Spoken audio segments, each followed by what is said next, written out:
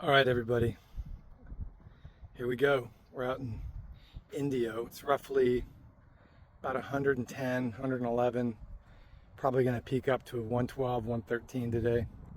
And some of you might be thinking, holy cow, how do you golf in such high heat?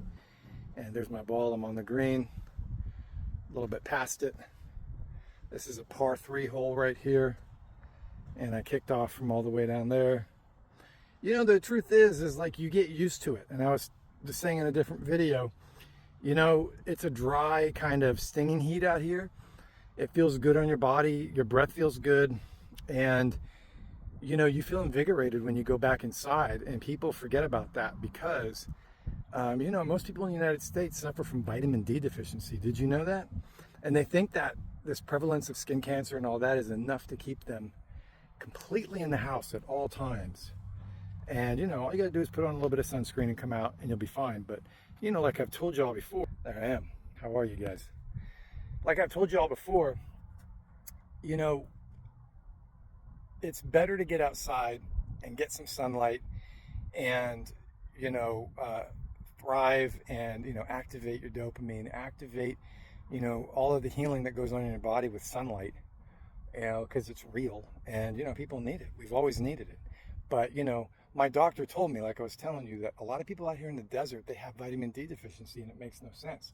Most of them are seniors because they move out here and then a hot summer occurs and they get accustomed to staying inside and not going back out. And so when then it's back down to 65 degrees, 70 degrees, they're like, oh, it's too hot, I can't go out. And so the thought of them moving to the desert was to get out more and be more active and do things in the sunlight. But, you know, their discomfort drives them inside in the summer months. And then when it's nice out in the winter, they still don't come out. And then they have vitamin D deficiency. And then they're on these massive doses of vitamins that given to them by the doctor.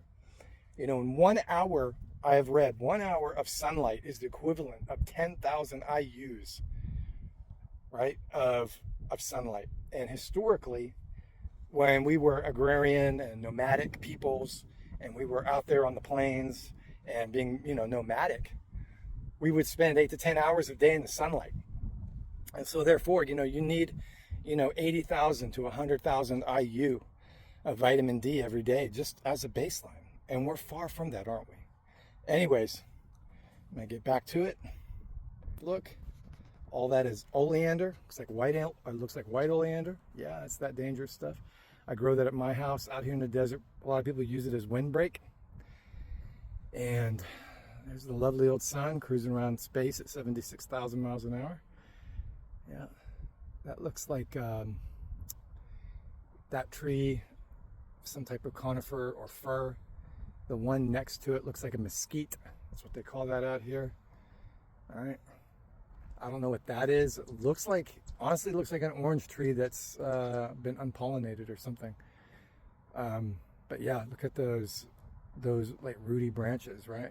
And then of course you got those thick palms, and then you got those little skinny palms, right? Multiple types of palm trees out here, date palms and palm trees, right? But yeah, just some really gorgeous looking trees out here in the desert. Okay. I'm going to putt in and then go to 14 and we'll talk.